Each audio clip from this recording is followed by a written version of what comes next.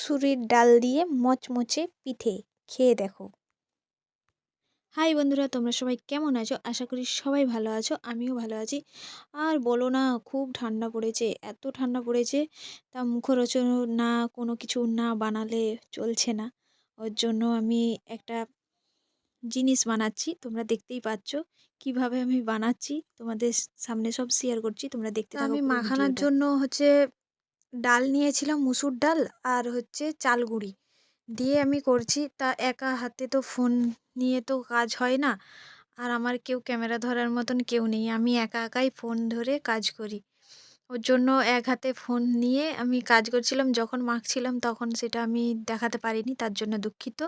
তা আমার লেচি কাটা হয়ে গেছে, লেচি কেটে আমি চামচে করে ডিজাইন করছি, ডিজাইন করে কাটবো। কেটে ভালো করে পিস পিস করে তোমাদেরকে দেখাচ্ছি। দেখো এরকম আমি পিস পিস করে নিয়েছি। এই দেখো সব রেডি হয়ে গেছে, তা আমি ভাজতে বসিয়ে দিয়েছি। এই দেখো সব লাল লাল করে ভেজেছি। তা শুধু শুধুই ভালো লাগছিল, তো মিষ্টির রসটা তো করতেই হবে, কিছু করার নাই। একটু মিষ্টি মিষ্টি না লাগলে কি ভালো লাগে বলো? তা দেখো আমি মিষ্টির রসটা করার জন্য কড়াটা বসিয়ে নিয়েছি। আমার কড়াটা তেতে গেছে, তেতে যাওয়ার পর আমি চিনি নিয়ে নিচ্ছি। চিনি বেশি নিইনি, অল্প করে চিনি নিয়েছি।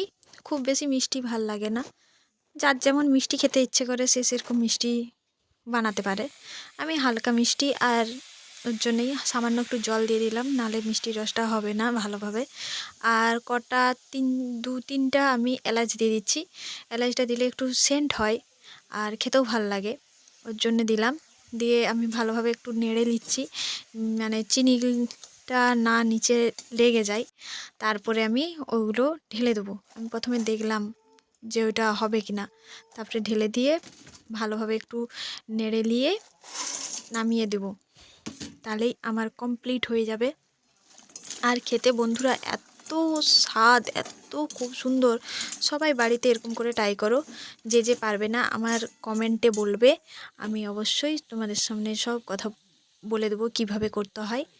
আর দেখো আমি একটা ভেঙে দেখাচ্ছি, কি সুন্দর টেস্ট। এই দেখো আমি ছোটোটাই নিয়েছি, গরম কি হাতে নেওয়া যাচ্ছিল না। এই দেখো ভেঙে দেখালাম, খুব সুন্দর। আর সবাই ভালো থেকো, টাটা বন্ধুরা।